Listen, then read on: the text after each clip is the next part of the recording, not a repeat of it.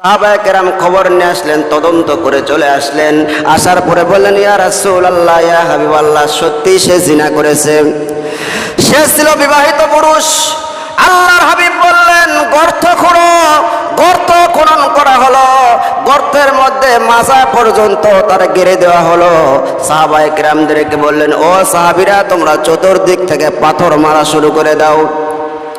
চতুর্দিক থেকে সাহাবায়ে কেরাম পাথর মারতেছেন, আর মাআজ ইবনে মালিকের সমস্ত শরীর ফেটে গিয়ে রক্ত বাড়াইতেছে, ফিনকিতে রক্ত যখন ঝরতেছে, এমনি সময় একজন সাহাবীর গায়ে সে রক্ত লেগে গেল। ওই সাহাবী নিজেকে এরকম ধিক্কার দিতেছিল যে এরকম একটা আল্লাহর নাফরমানের রক্ত আমার গায়ে লাগলো।